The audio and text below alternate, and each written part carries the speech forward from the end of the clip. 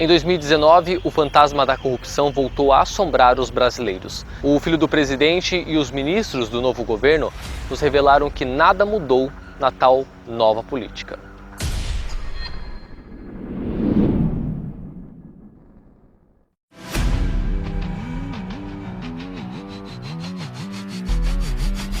Em 2019 foi o ano agitado em Brasília. Bom, pelo menos para o presidente Jair Bolsonaro. A imagem do político intolerante com corrupção foi sendo desgastada por sucessivas denúncias de lavagem de dinheiro envolvendo o filho, Flávio Bolsonaro, e o próprio partido. No documento publicado no site da revista Veja, os promotores apontam que Flávio Bolsonaro investiu quase 9 milhões e meio de reais na compra de 19 imóveis. No documento, os promotores apontam que os valores declarados para a compra foram inferiores aos do mercado e os da venda superiores. A suposta fraude, segundo o Ministério Público, pode ter ocorrido para simular ganhos de capital fictícios, que encobririam o enriquecimento ilícito decorrente dos desvios de recursos da Assembleia Legislativa do Rio. O COAF identificou movimentação suspeita de R$ 1.200.000 nas contas de Queiroz. O Ministério Público suspeita que ele arrecadava parte dos salários dos outros funcionários do gabinete de Flávio Bolsonaro numa operação ilegal conhecida como rachadinha. Primeiro, Queiroz disse que o dinheiro vinha do lucro da venda de carros.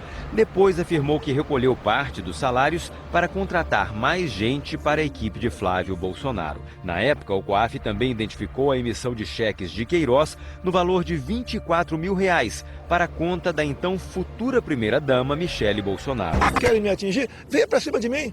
Eu não pode vir para cima de mim. Querem quebrar meu sigilo? Eu sei que tem que ter um fato, mas eu abro meu sigilo. Não vão me pegar. Agora, grandes setores da mídia, a qual vocês integram, não estão satisfeitos com o meu governo. O COAF também encontrou 48 depósitos em dinheiro vivo no valor de R$ 2.000 cada nas contas bancárias de Flávio Bolsonaro entre junho e julho de 2017. Em julho, o presidente do STF, ministro Dias Toffoli, suspendeu todas as investigações que usaram dados detalhados do COAF, da Receita Federal e do Banco Central sem autorização judicial. A decisão atendeu a um pedido da defesa do senador Flávio Bolsonaro, do PSL. O jornal O Globo revelou os diálogos entre Fabrício Queiroz e a ex-funcionária hoje. Queiroz exonerou Daniele Mendonça Costa da Nóbrega, do gabinete do então deputado Flávio Bolsonaro, na Alerj, e explicou que o motivo era a investigação. Daniele da Nóbrega tinha sido casada com Adriano Magalhães da Nóbrega, conhecido como Capitão Adriano, e apontado como chefe de uma quadrilha de milicianos na zona oeste do Rio. Flávio Bolsonaro já homenageou o capitão Adriano 2 vezes. Na moção de louvor em 2003, Flávio escreveu que o policial militar desenvolvia sua função com dedicação e brilhantismo. Em 2005, Adriano recebeu a maior honraria do Estado, a Medalha Tiradentes. Na época, ele estava preso pela morte de um guardador de carros. Adriano chegou a ser condenado a 19 anos de prisão. O advogado de Flávio Bolsonaro disse que a informação sobre Fabrício Queiroz e a ex-servidora não procede. A defesa de Fabrício Queiroz confirmou que houve a troca de mensagens entre ele e a ex-funcionária. Afirmou que os diálogos tinham como objetivo evitar que se criasse qualquer suposição espúria de um vínculo entre Queiroz e a milícia.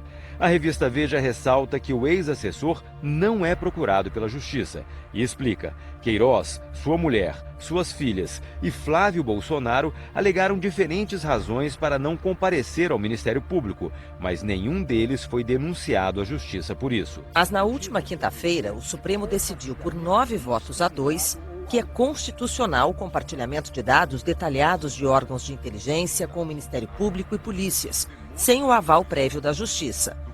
Fabrício Queiroz não agiu sem o conhecimento de seus superiores hierárquicos. É o que o Ministério Público afirma. Com as apreensões de hoje, o Ministério Público quer encontrar mais provas sobre a atuação da organização criminosa. Mas talvez tenha dificuldade de encontrar as informações nos telefones.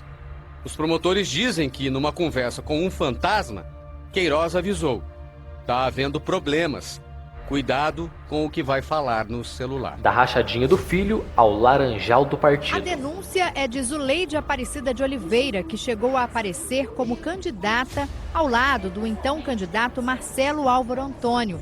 Uma reportagem do jornal Folha de São Paulo, publicada nesta quinta-feira, afirma que o ministro a chamou pessoalmente para ser uma candidata laranja na eleição de 2018. Ele disse assim, eu faço um repasse, né, de 60 mil reais para você e você nos devolve 45 mil. Quem te falou isso? O Marcelo. E você recebeu esse dinheiro? Não recebi. Numa reportagem publicada agora à noite, o jornal O Globo diz que Adriana Moreira Borges, candidata do partido a deputada federal, afirma que um assessor também fez uma proposta para receber dinheiro de volta do fundo. Eles depositariam 100 mil reais na minha conta do fundo partidário.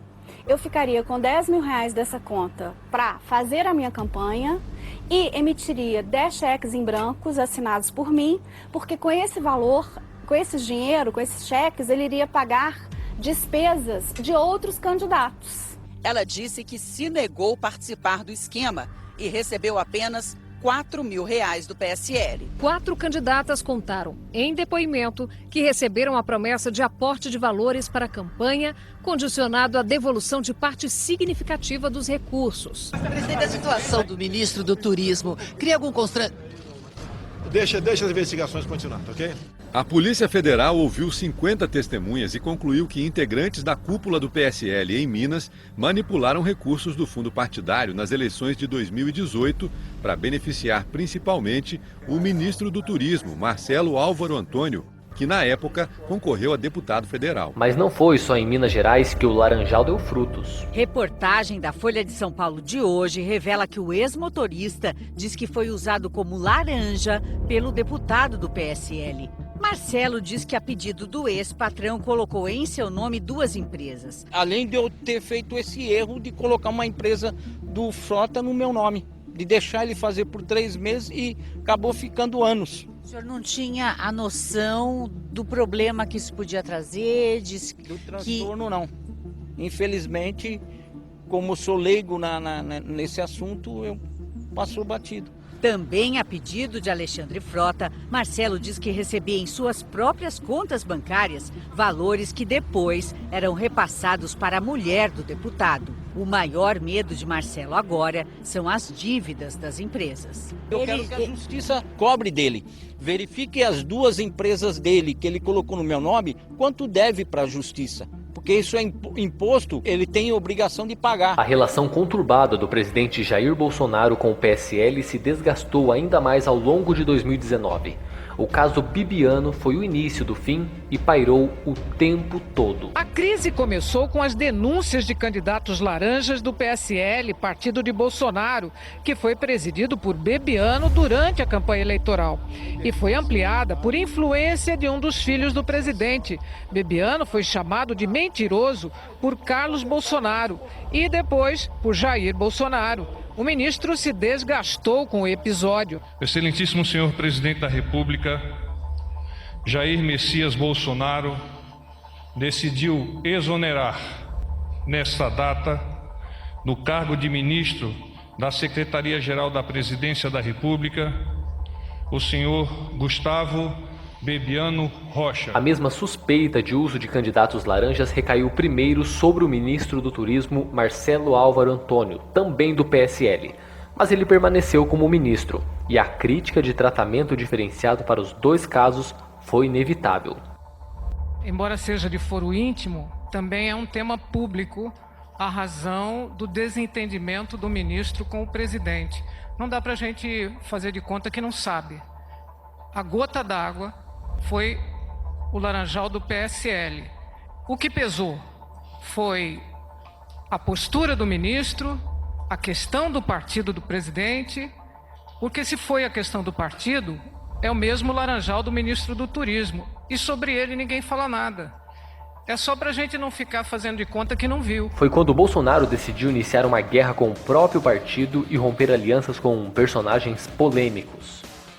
O alvo das críticas de Bolsonaro tem sido o presidente do partido, Luciano Bivar. Desde o início do mês, depois que o presidente Bolsonaro disse a um apoiador que o presidente do partido, Luciano Bivar, estava queimado, o PSL se vê rachado. E hoje, na frente do Palácio da Alvorada, onde Bolsonaro encontra apoiadores, ele disse a um homem que se apresentou como pré-candidato do PSL no Recife, o presidente aconselhou o homem a esquecer o partido. E essa notícia correu rapidinho até o Congresso.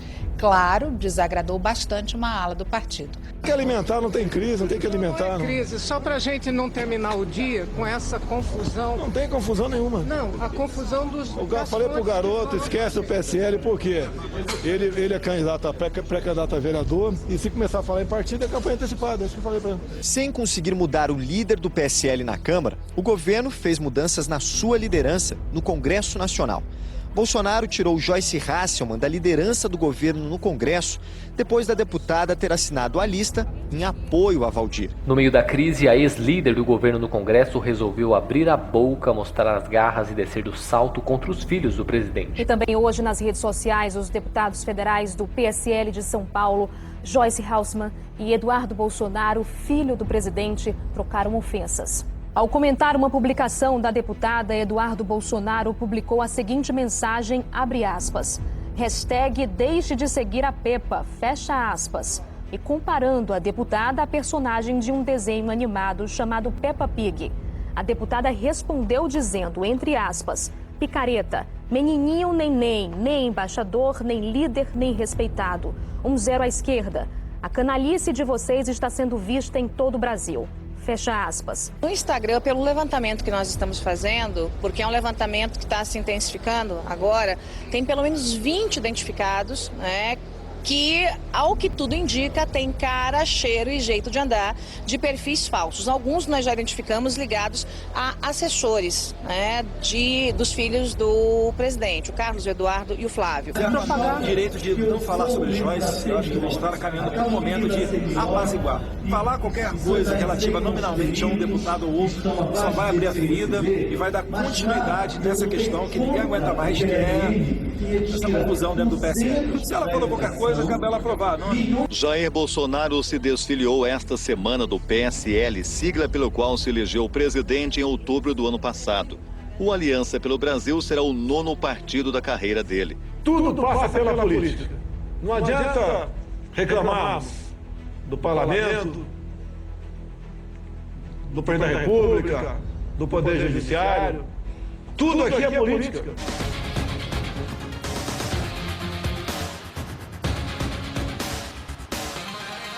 Quem é, afinal, Damares Regina Alves, a ministra da Mulher, da Família e dos Direitos Humanos, que acendeu tantas vezes o pavio da polêmica em apenas 13 dias de governo? É uma nova era no Brasil. Menino veste azul e menina veste rosa! A Damares pastora das pregações inflamadas.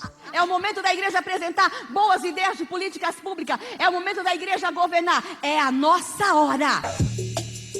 Todas essas Damares estão sob a pele da mesma mulher, que critica as feministas.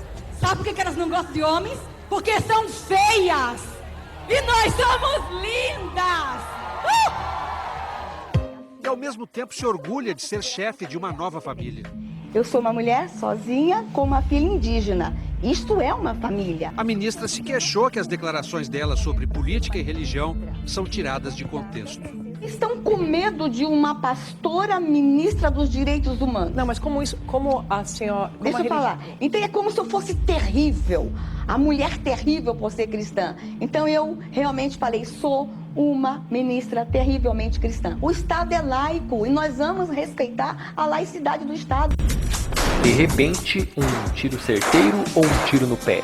Para a alegria de uns e medo de outros, a primeira promessa de campanha é cumprida. O povo decidiu por comprar armas e munições. E nós não podemos negar o que o povo quis naquele momento. O decreto que o presidente Jair Bolsonaro assinou muda as normas sobre registro, posse e venda de armas de fogo para colecionadores e atiradores desportivos. A lista das pessoas que vão poder andar armadas na rua aumentou com a nova redação do texto. Além das profissões já autorizadas, como instrutor de tiro, oficial de justiça, conselheiro tutelar e jornalistas que trabalhem na cobertura policial, o governo incluiu guardas portuários, funcionários de lojas que vendem armas, integrantes do Ministério Público e advogados. 64% responderam que a posse de armas deve ser proibida, porque representa ameaça à vida de outras pessoas. 34% afirmaram que possuir uma arma legalizada deveria ser um direito do cidadão para se defender. E 72% dos entrevistados responderam que discordam em parte ou totalmente que a sociedade brasileira seria mais segura se as pessoas andassem armadas para se proteger da violência. 26% disseram que concordam totalmente ou em parte.